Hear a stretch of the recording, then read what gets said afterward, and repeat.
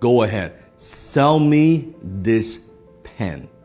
Today I'm going to teach you how to sell anything to anyone, anytime. Now, when it comes to selling, when it comes to closing, there's so many techniques and so many ways. Today, I'm going to share with you 3 powerful secrets that you can use to sell anything to anyone. The very first secret is this. How do you turn something that's a commodity? How do you sell a product? How do you sell a service in such a noisy marketplace? Number 1, understand this. People don't buy because of logic. People buy because of emotion, and they justify it with logic.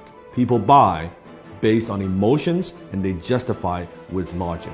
I want you to think of something that you want to buy in your life. It could be a car, it could be a house, it could be anything. Just want you to picture that. Once you have that in your mind, I want you to ask yourself this question.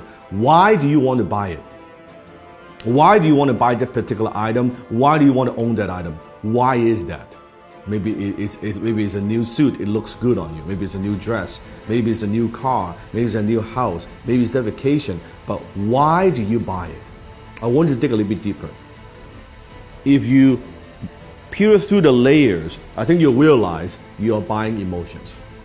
Maybe you buy the item because of greed. You want to make money or you want to save money. Or maybe it's because of generosity, that by buying this item is going to help other people. Have you noticed sometimes even there are companies out there, if you buy this particular product, they're going to donate a certain amount to charities? Maybe you buy because of generosity. Maybe because of shame, that if I don't buy this, I'll look foolish. If I don't own this, I'll look foolish.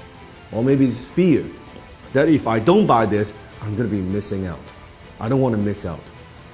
Maybe it's an escape, that you go on the vacation, your 9-to-5 job is driving you fucking crazy, and you say, oh man, I need some time off. Maybe doing it, buying it because of escape. Whatever those reasons are, those are very often emotional reasons. So you buy because of emotion, and you justify with logic. So think about when you're selling something to somebody. Are you just talking about features and benefits? What this thing would do for you? Or are you pushing those emotional hot buttons? I remember one time I was in Harry Rosen, which is a very well-known kind of menswear store, high-end in Vancouver. I walked into the store and I was walking by the Tom Ford section. And the salesman approached me and said, sir, is there anything I can help you with? I said, no, I'm just browsing around. And he said, do me a favor. Put this suit on. Now, at the time, I've never owned a Tom Ford suit before. I have a lot of suits, but I don't have a Tom Ford suit. He said, do me a favor, put this on. I said, all right. I put it on. He said, how do you feel? Well, it feels pretty good. I said, okay, also try this on. Put on this tuxedo. I said, okay, that's pretty cool. I said, oh, it looks great. He said, sir, are you a fan of James Bond? I said, who isn't a fan of James Bond? Like, duh.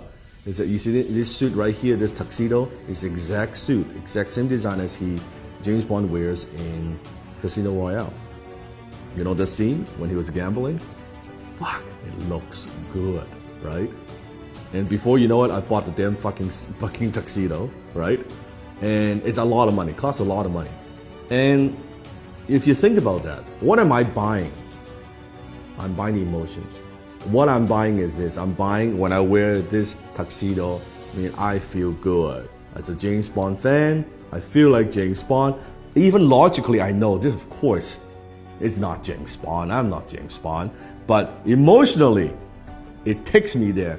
This is cool that I own, I wear the same tuxedo, the same fit, right? The same everything. And then he upsold me on the damn, like the shirt and the cufflink, the whole 9 yards, right? That's what I'm talking about. People buy because of emotions and they justify with logic. You have to understand that. Don't push your products. Don't just push your services. Don't push the features and benefits. Think about what are those emotional hot buttons that you're pushing. Number 2, people don't buy their way into something. They buy their way out of something. It means people very often, they're buying something because they have a problem they want solved. They want to buy their way out of that problem. People don't buy the drill, they want to hold on the wall. So what is it that you are helping them solve? What problem? What is it? What is that thing? You have to understand. So I always say the amount of money that you make is in direct proportion to how deep you understand your marketplace's pain. The amount of money you make is in direct proportion of how deep you go, how much you understand your marketplace's pain. So you have to understand what it is, what are the pains that people have, and how can you help them relieve some of that pain. So think about that. Number 3, people don't buy products and services, they buy stories. Because when there are so many choices out there in the marketplace, on the internet, any product that you want, there are hundreds and hundreds of choices. How do you stand out? How do you add emotions to a commodity, a pen? What's the difference between a $2 pen like this or an $800 Mont Blanc John F. Kennedy limited edition exclusive pen?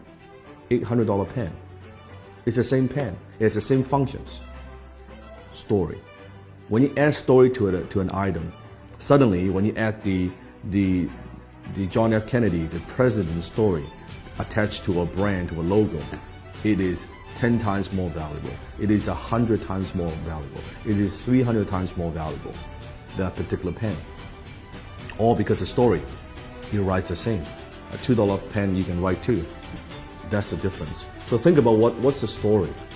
How can you inject stories into everything that you do? Maybe it's your origin story. How did you get started? Why do you do what you do? What are also stories of your customers?